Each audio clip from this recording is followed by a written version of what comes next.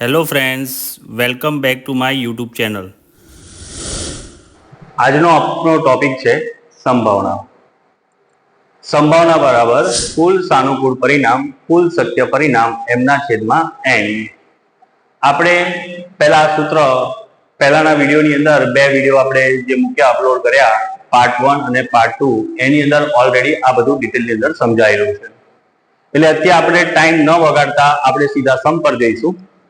તો પહેલો સમ છે અને સમ દ્વારા વધારે સમજવાનો ટ્રાય કરીએ. તો પહેલો સમ છે કે બે સમતોલ પાસા એક સાથે ફેંકવામાં આવે છે, નીચે આપેલી ઘટનાની સંભાવના આપણને શોધવાનું કહે છે. તો સંભાવના શોધતા પહેલા આપણે કુલ શક્ય પરિણામો શોધવા પડે અને ત્યાર પછી કુલ સાનુકૂળ પરિણામ શોધવા પડે. તો પહેલામાં પહેલું, તો બે સમતોલ પાસાને એક સાથે ફેંકવામાં આવે તો પાસા નંબર 1 એના આપણને પરિણામ 1, 2, 3, 4, 5 અને 6, અને પાસા નંબર 2 એના આપણને 1, 2, 3, 4, 5, 6. તો બંને પાસાને એક સાથે ઉછળવામાં આવે તો આપણને પરિણામ 2 મળે છે. બરાબર, સમજી લો પાસા નંબર 1 નું આપણને 1 મળે તો પાસા નંબર 2 માં આમાંથી ગમે તે પરિણામ મળે. આમાં 2 મળે તો આમાંથી ગમે તે મળે. તો આપણે એના કુલ પરિણામો લખીએ તો એકની જોડે આ બધા જ સભ્યો લેવાના. તો એકની જોડે 1, એકની જોડે 2 આવશે, એકની જોડે 3, એકની જોડે 4, એકની જોડે 5, એકની જોડે 6. એ જ રીતે 2 જોડે 1, 2 જોડે 2, 2 જોડે 3, 2 જોડે 4, 2 જોડે 5, 2 જોડે 6. એવી રીતે 3 નો 3 જોડે 1, 3 જોડે 2, 3 જોડે 3, 3 જોડે 4, 3 જોડે 5 અને 3 જોડે 6 મળે. એ રીતે આપણે 4 જોડે 1, 4 જોડે 2, 4 જોડે 3, 4 જોડે 4, 4 જોડે 5, 4 જોડે 6.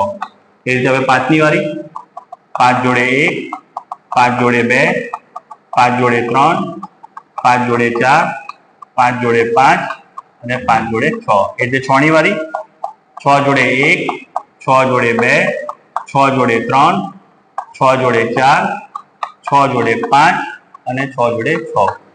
તો એમ જોઈએ આપણે તો n બરાબર કુલ પરિણામ. તો એક લાઈનમાં 6 છે, એવી 6 લાઈન તો થાય 36. તો આપણને કુલ પરિણામ 36 મળ્યા. એટલે આ બધી જ ઘટનાની અંદર સંભાવના શોધવા માટે કુલ શક્ય પરિણામો 36 લેવાશે. એ જ રીતે આપણે હવે પહેલી ઘટના જોઈશું. તો ઘટના 1 એ તો બંને પાસા પર સમાન અંક મળે. બંને પાસા પર સમાન અંક મળે તેવી ઘટના. સમાન અંક એટલે બંને સરખા હોય, 1, 1, 2, 2, 3, 3, 4, 4, 5, 5, 6, 6. તો a બરાબર 1, 1, 1, 2, 1, 3, 1, 4, 1, 5 અને 1, 6. તો આપણે પરિણામ જોઈએ તો 1, 2, 3, 4, 5, 6. તો m બરાબર સાનુકૂળ પરિણામ આપણને કેટલા મળશે? 6 મળશે. તો p of a બરાબર m ના છેદમાં n એટલે કે 6 ના છેદમાં 36. 6 એકુ 6 થાય 36. 6 6 કટી જશે એટલે 1 ના છેદમાં 6 મળશે. એ જ રીતે આપણે ઘટના 2 જોઈએ કે બંને પાસા પરનો અંકોનો સરવાળો 4 થી વધુ હોય. 4 થી વધુ એટલે 4 નહીં લેવાના, 4 થી વધુ એટલે 5 લેવાના, 6 લેવાના, અને 8 થી ઓછો હોય એટલે 8 પણ નહીં લેવાના. તો હવે આ ઘટનામાં 4 થી વધુ અને 8 થી ઓછો એટલે કે જેનો સરવાળો 5 થાય, 6 થાય અને 7 થાય લેવાના. તો સરવાળા માટે આપણે આના ભાગ પાડી દઈએ. સમજો કે 1 ને 1 આનો સરવાળો 2 થાય, આનો સરવાળો 3, આનો સરવાળો 4, આનો સરવાળો 5, આનો સરવાળો 6, આનો સરવાળો 7, આનો સરવાળો 8, આનો સરવાળો 9, આનો સરવાળો 10, આનો 11 અને છેલ્લામાં છેલ્લું 12. સૌથી નાનો સરવાળો 2 થાય અને સૌથી વધુમાં વધુ સરવાળો 12 થાય. તો આપણે ઘટના બી એવું કે છે બંને પાસા પરનો અંકોનો સરવાળો 4 થી વધુ. તો ઘટના બી બંને પાસા પરના અંકોનો સરવાળો 4 થી વધુ અને 8 થી ઓછો મળે તેવી ઘટના. તો બી બરાબર 4 થી વધુ એટલે 5, 6 અને 7. તો 5 આવે તો 5 કઈ ગઈ? આ લાઈન ની અંદર આખી લાઈન લઈશું આપણે. તો પહેલું કોણ આવશે? 1 4, ત્યાર પછી 2 4, સોરી 1 4, પછી 2 3, પછી 3 2, પછી 4 1, લાઈન તો લેવાના. ત્યાર પછી હવે 6 લઈશું તો 1 5, પછી 2 4, પછી 3 3, પછી 4 2, પછી 5 1. એ રીતે હવે 7 લઈશું તો 1 6, પછી 2 5, પછી 3 4, પછી 4 3, પછી 5 2, પછી 6 1. તો m બરાબર સાનુકૂળ પરિણામ આપણને 1 2 3 4 5 6 7 8 9 10 11 12 13 14 અને 15 મળે.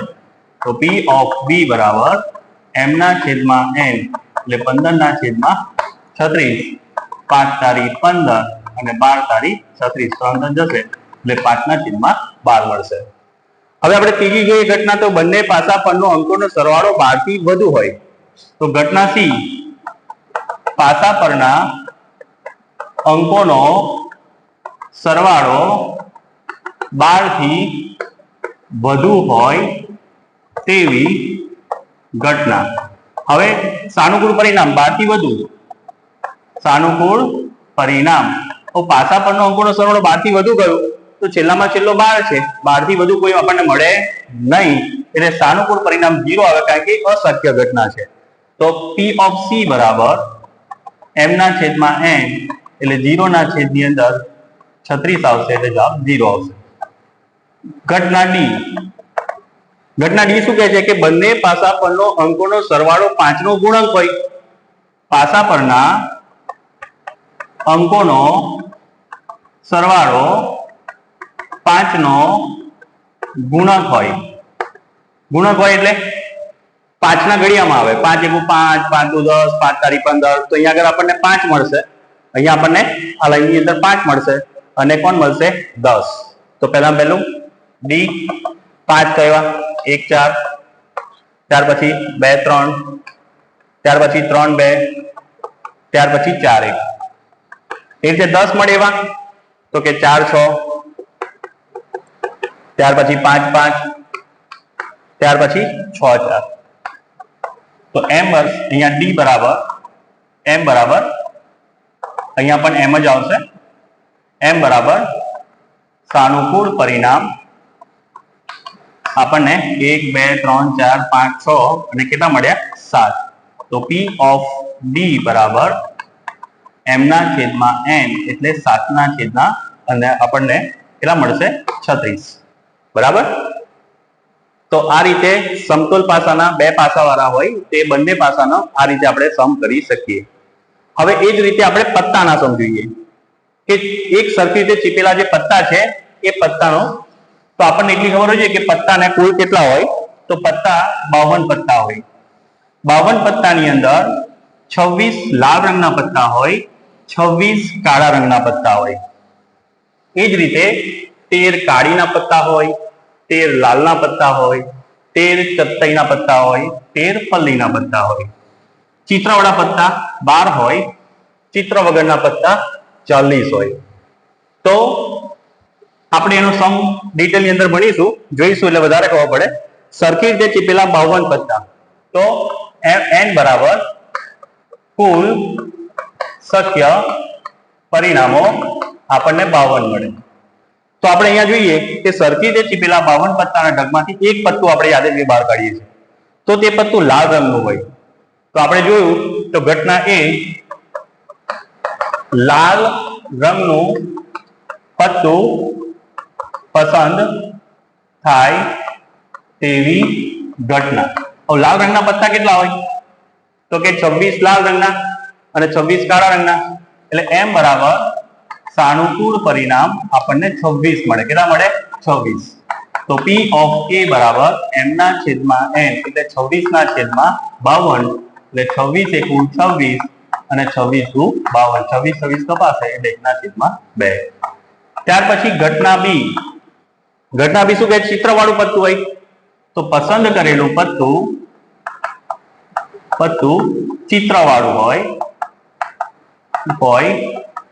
તેવી ઘટના. તો m બરાબર સાનુકૂળ પરિણામ. તો ચિત્રવાળા પત્તા કેટલા મળે? તો કે 12 મળે. તો p ઓફ b બરાબર m ના છેદમાં n એટલે 12 ના છેદમાં 36. 12 એકુ 12 અને 52 અહીંયા કુલ આપણે કારણ કે 52 પત્તા છે ને એટલે 12 ના છેદમાં 52 અને 12 એકુ 12 તો આના અવયવ આપણે આ રીતે પાડીશું. 4 તારી 12 અને 13 ચોક 52. 4 4 જશે એટલે 3 ના છેદમાં 13 આવશે. એ રીતે આપણે ઘટના સી જોઈએ. તો લાલ રંગના ચિત્રવાળું પત્તું હોય. લાલ રંગના ચિત્ર વાળું પત્તું હોય તો લાલ રંગનું ચિત્રવાળા પત્તા 6 મળે. કારણ કે કુલ ચિત્રવાળા પત્તા 12 હોય તો 6 લાલ રંગના હોય અને 6 કાળા રંગના હોય. તો સાનુકૂળ પરિણામ આપણને 6 મળશે. તો p ઓફ c બરાબર m ના છેદમાં n એટલે 6 ના છેદમાં 52 જે કુલ પરિણામ છે. તો 3 દુ 52 આપણે છે તો 52 ઉડાડીશું તો 3 દુ 6 અને 26 દુ 52. 2 કપી જશે તો 3 ના છેદમાં 26. એ જ રીતે લાલનો ગુલામ હોય તો ઘટના ડી પસંદ કરેલું પત્તું લાલનો ગુલામ હોય. લાલનો ગુલામ કેટલો હોય? તો કુલ 4 ગુલામ હોય. એક લાલનો, એક ચત્તઈનો, એક કાળીનો અને એક ફલ્દીનો. તો આપણે અહીંયા લાલનો કયો છે તો m બરાબર સાનુકૂળ પરિણામ આપણને 1 મળે. માટે p ઓફ d બરાબર m ના છેદમાં n 1 ના છેદમાં 52. તો આ રીતે તમને પરીક્ષાની અંદર બોર્ડની અંદર ધોરણ 10 ની અંદર તમને આ દાખલો જો 4 ઘટના આપી તો 4 માર્ક્સમાં પૂછે, 3 ઘટના આપી તો 3 માર્ક્સમાં પૂછે અને 2 ઘટના આપી તો 2 માર્ક્સમાં પૂછે. અને આ જ સમ તમે ધોરણ 12 કોમર્સની અંદર આવો તો 12 કોમર્સની અંદર આ તમારો બેઝિક સમ થઈ જશે. તો આ ઇમ્પોર્ટન્ટ સમ છે. તો દરેકે આને પ્રેક્ટિસ કરવી અને વધુમાં વધુ સારા માર્ક્સ આવે બરાબર એના માટે આના જેવા બીજા સમ શોધીને અને એને પ્રેક્ટિસ